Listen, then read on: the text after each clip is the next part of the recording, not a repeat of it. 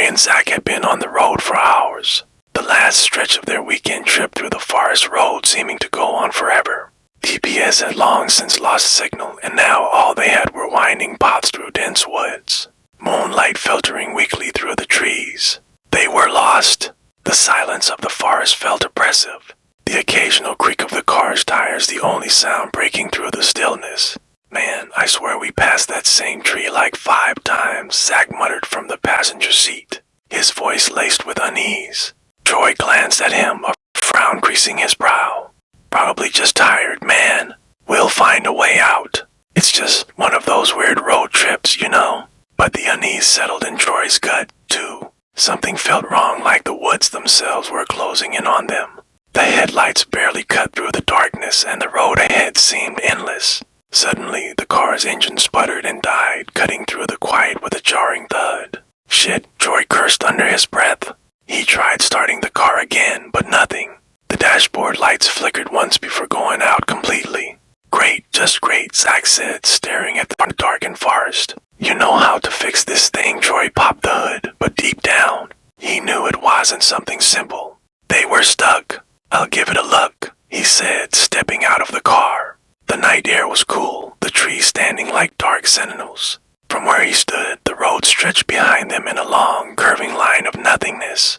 Troy glanced back at the car, noticing Zach was looking out the passenger window, his face pale. He followed Zach's gaze. Police cruiser, lights flashing silently, was parked a few yards away. Troy's stomach dropped. They hadn't seen a soul for miles.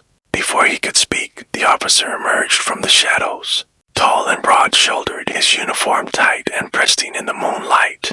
He wore a cowboy hat that cast his face in shadow, making his features hard to make out. "You boys having trouble?" the officer asked in a low, gravelly voice. "Yeah, the car just died. We can't get it started," Troy said, trying to sound calm. "You're far off the main roads," the officer observed, stepping closer. "You shouldn't be out here this late." "Not safe," Troy nodded. "Yeah, we know. Just trying to find our way out." The officer didn't respond immediately. Instead, he looked past them out into the woods, his eyes narrowing. "I'll take you both back to the station," he said, his tone flat. "It's too dangerous to stay out here." "Thanks, but I think we're good," Zach said, voice shaky. "We don't want to be any trouble." The officer's gaze shifted to Zach, and for a moment his eyes seemed cold to knowing. He didn't blink. "No, you'll come with me. Best not to argue." Troy felt his pulse quicken. The officer's tone was final. There was no question. Something was off. The woods felt more oppressive, the trees taller, the shadows longer. He looked at Zach, whose face had gone even paler. "Come on, Troy. Let's just go," Zach whispered, voice tight with panic. Troy hesitated, then nodded reluctantly. They had no other choice. Fine," he said, his voice shaky. He turned to grab his jacket from the car, but as he did, he felt a sharp hand grip his shoulder. "Don't take too long," the officer said, his grip tightening like a vice. Troy swallowed hard and nodded. Together, they followed the officer down the road toward his cruiser, the headlights illuminating the narrow, crooked path ahead. The officer led them deeper into the woods, and Troy's unease began to grow into full-blown terror. The forest felt wrong, like it was watching them closing in. The officer didn't say a word as he walked ahead, his footsteps heavy on the gravel. Minutes passed. Or was it hours? Troy couldn't tell. It was as if time itself had stopped. Then, just as they rounded a bend, the officer stopped in front of a rusted gate, hidden in the trees. Faded sign above it read, ***, Forest Edge Prison, ***.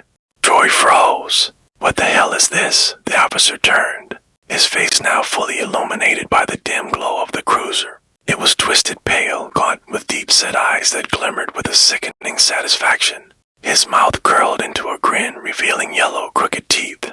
"This," the officer said, his voice low and eerie, "is where the lost come to stay." Suddenly, everything clicked. The silence of the woods, the odd, unmarked roads, the officer's too precise demeanor.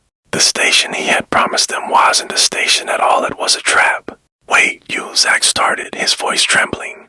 But the officer stepped toward them, his hand moving slowly to his belt. He pulled out a set of keys and began unlocking the gate. "You won't be needing your car, boy," voice. "You'll be staying with us for a while. People like you never really leave." Troy's heart hammered in his chest. They were trapped. There was no way out. But Troy wasn't going down without a fight. "Zach now!" he shouted. Before the officer could react, Troy lunged at him, knocking him backward. Zach grabbed a jagged piece of rock from the ground and swung it at the officer's head, striking him with a sickening crack. The officer grunted, staggering back but not falling. The look in his eyes was full of rage now, something primal. "You think you can escape?" he spat.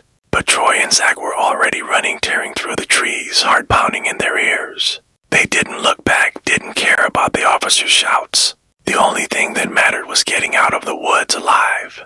They didn't stop running until they saw the faint glow of streetlights on the horizon, the familiar stretch of highway. They weren't out of the woods yet, but they were close. When they finally reached the road and flagged down a passing car, they barely had the breath to explain.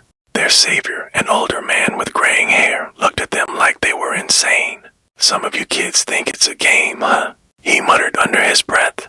Troy glanced over his shoulder, but there was nothing behind them. Just trees. No sign of the officer, no gate, no prison. As they rode off, Troy's stomach churned. The officer wasn't just part of some sick game. He was the forest itself, and the woods would always call back what it claimed. The night was far from over.